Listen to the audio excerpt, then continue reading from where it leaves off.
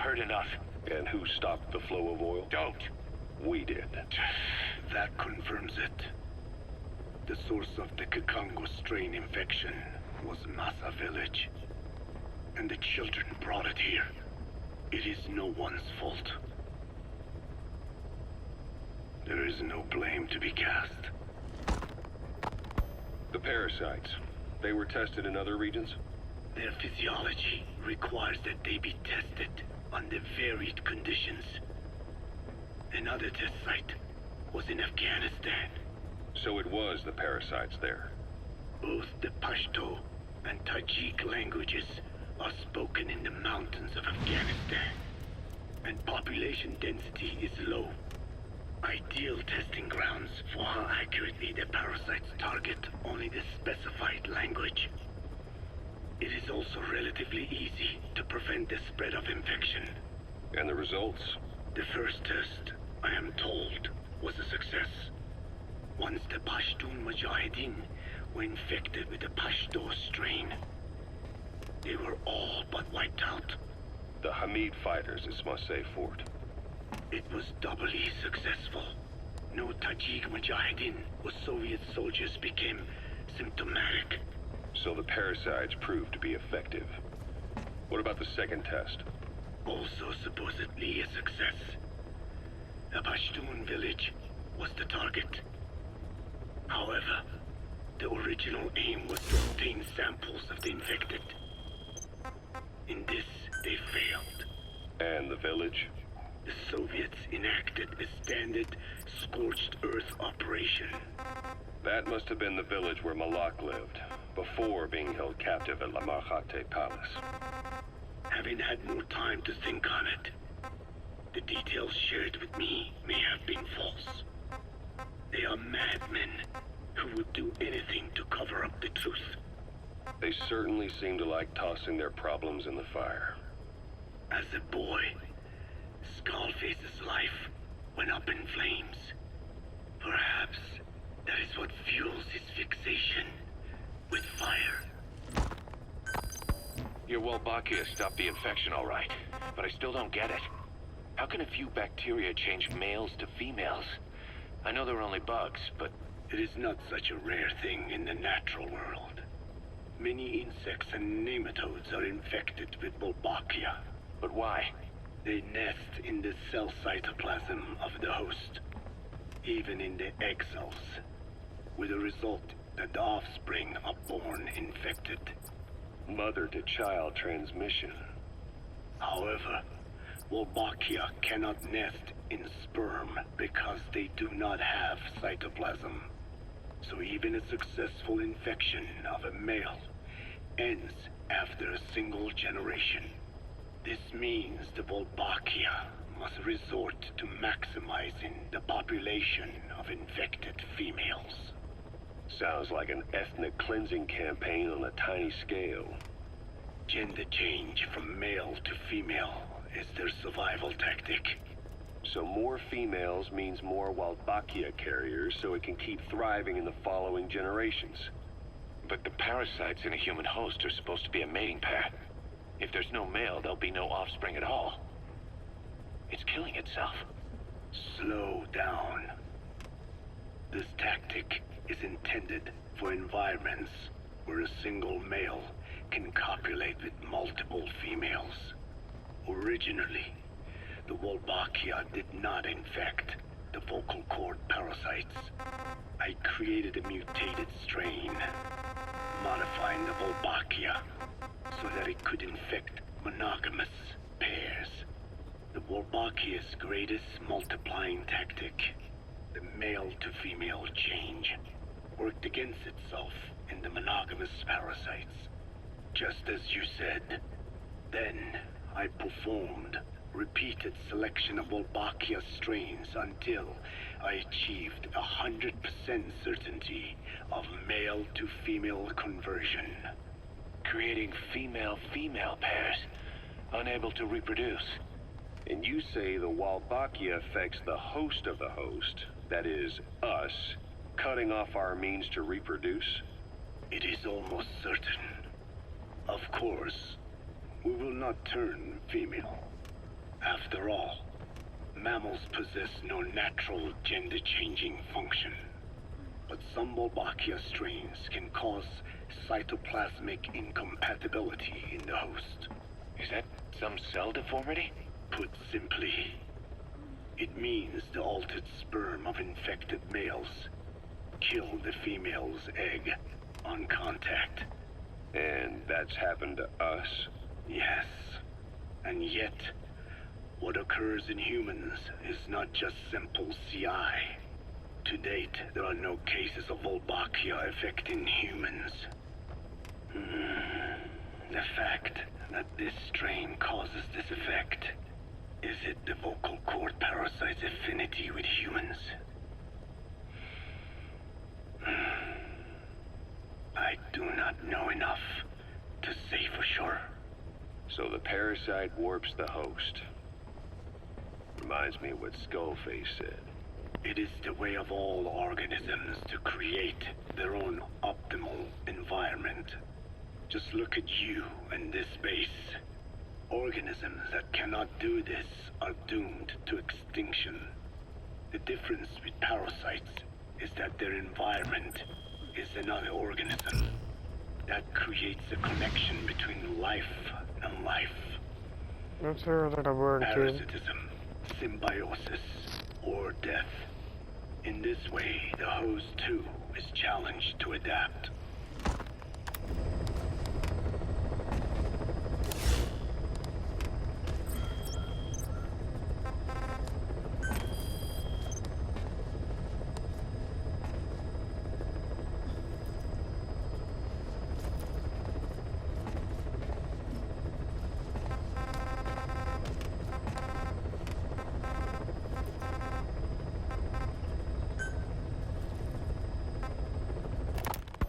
You mentioned that what language the parasites respond to is hard-coded into their genes, and that they don't have the brain power to actually learn a language. But then you say that the larvae at Nzoya Bulu were learning the languages in the egg. Your story doesn't add up. Your country is home to a unique songbird. The Japanese bush warbler. Sure, what of it?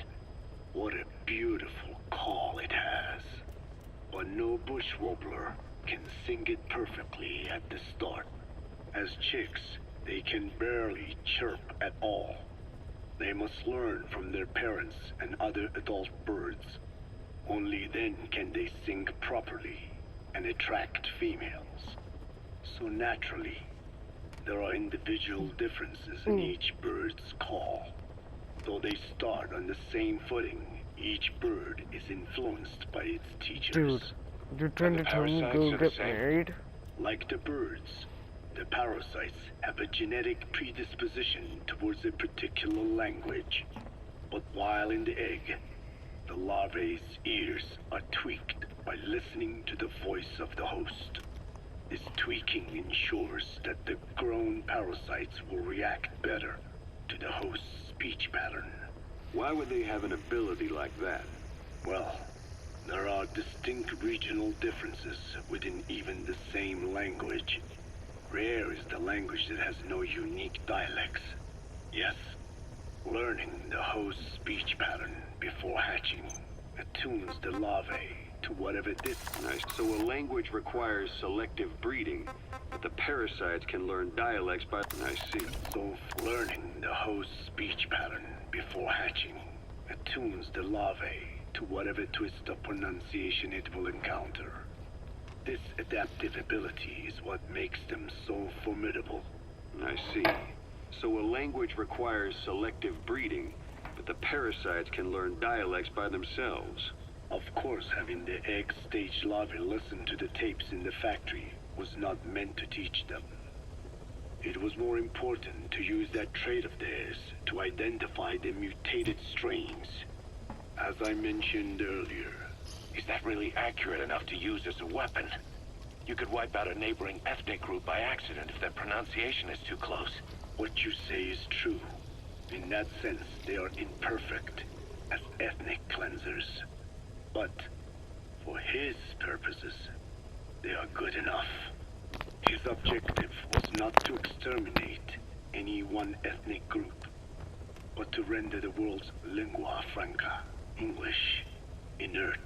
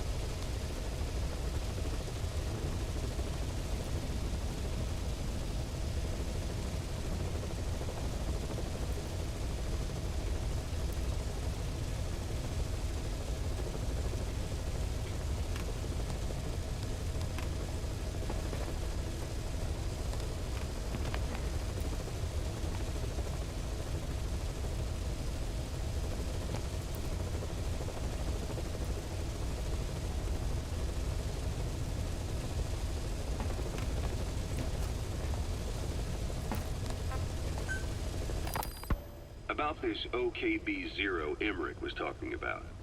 Its location and features match the citadel in the mountains northeast of the Soviet base camp. Built during the time of Alexander the Great, it was left in ruins following one of Genghis Khan's campaigns. Its occupants changed time and again due to war, and it was expanded on more than one occasion. Ultimately, it fell into the hands of the Soviet philosophers. The Soviet army was using it as the headquarters of its Afghan invasion force. But it would seem that Skullface's connections with the philosophers gave him license to develop Sahelanthropus there. And that's what Emmerich was doing at the place, before he got the axe. But OKB is a designation the Soviets use for weapon design bureaus. There's no way they'd have one of those in Afghanistan. And, in principle, the numbers that follow OKB are always integers above 1. There is no 0. Perhaps this was a secret facility of the Soviet and Chinese philosophers dating back prior to World War II. Though it's more likely Skullface just picked a fake name that more or less fit the Soviets' pattern. He doesn't go there often, but he sure as hell won't miss this. They use the heliport on top of the tower for his visits. Start by heading for the heliport. Then wait for your chance to make contact with Skullface. It seems Sahelanthropus's armor is made from depleted uranium.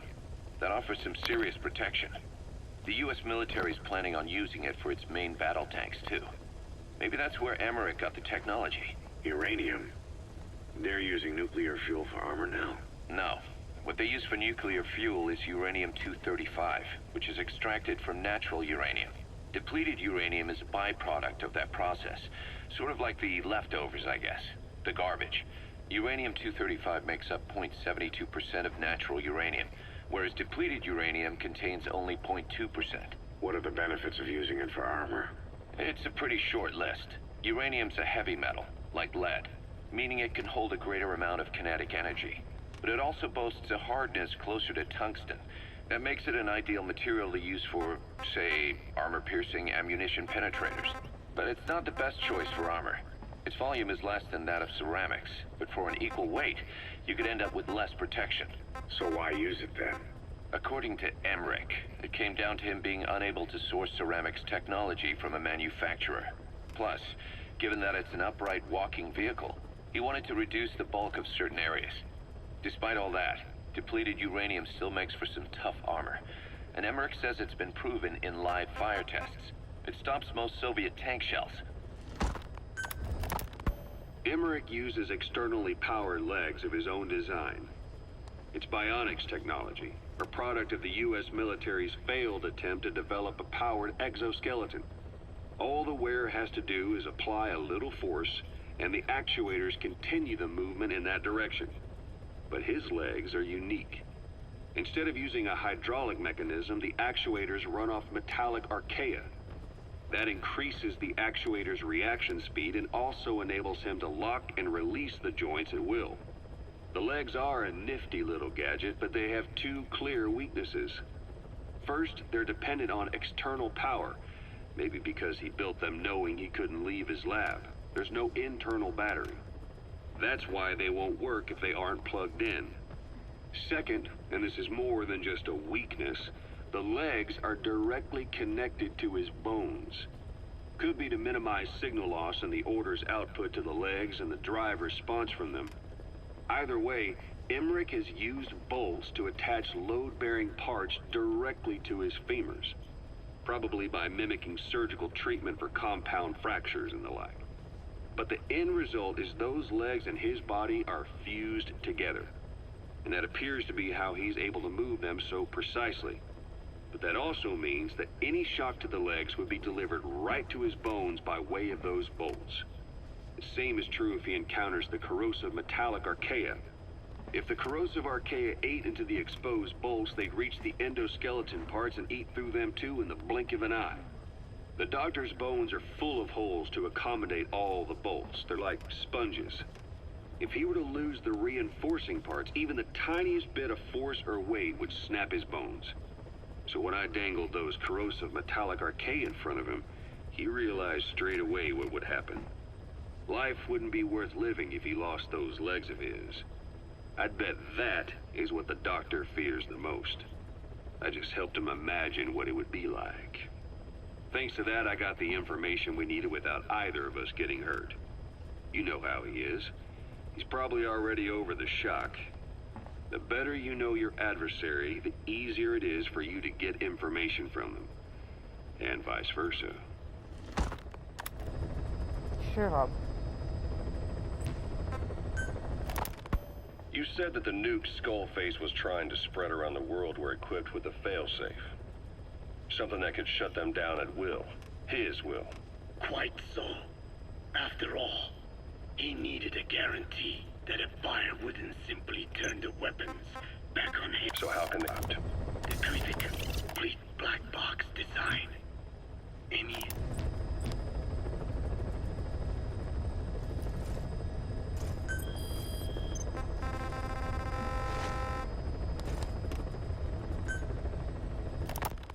Rise and shine, old-timer. It is complete. I had our best and brightest working overtime, fine-tuning the greatest burger the world has ever known. I call it the chemical burger. What on earth is that color? Now, don't judge a burger by its color. Go on, try it. I am not very hungry. What? Oh, I get it. Now, sure, it's loaded with additives, but each one's been approved by the WHO for human consumption. Come on, one little bite's not gonna kill you. Are you sure of that? Fine.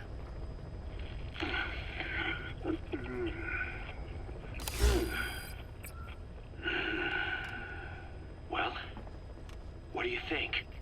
It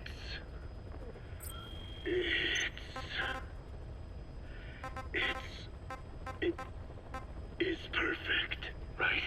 Right? This takes me back to the taste of my youth. The neon signs on the Mother Road. Oh, I can see them now. So, what do you think of our signs now? And it doesn't just taste great. You won't believe how cheap it is to make. And because it's pumped up with preservatives, it won't spoil easily in regions lacking refrigerated storage or transportation infrastructure. This bad boy could even solve Africa's hunger problem. Excuse me? People will no longer fight over food or find reason to hate one another. Mankind will come together, reunited between these fluffy buns. Forget Pax Americana. Say hello to Pax Hamburgana. Pax Hamburgana. Skullface thought that destruction was the way to free the peoples of the world from American imperialism. But this is different. Tackling something head-on just makes for more conflict. Only by uniting the world can its various inhabitants truly become free. Having lived as an American parasite as long as I have, I know what I'm talking about. The Chemical Burger is poised to be the greatest liberating force the world has ever known. An ethnic liberator. Burger. Now all I need is a better brand image, starting with a name. I gotta run, old-timer. I'll catch you later.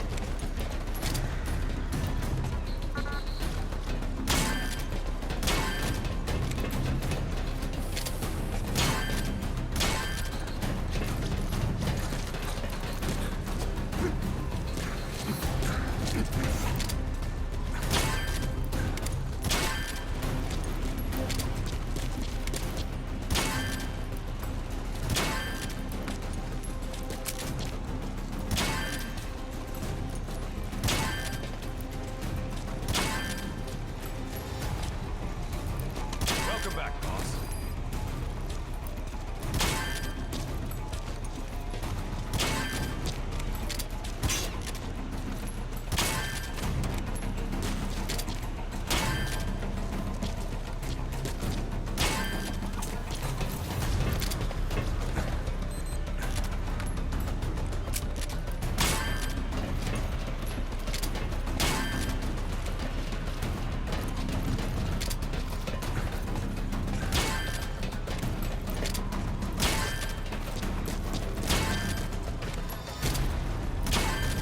Send me out on my next mission, boss.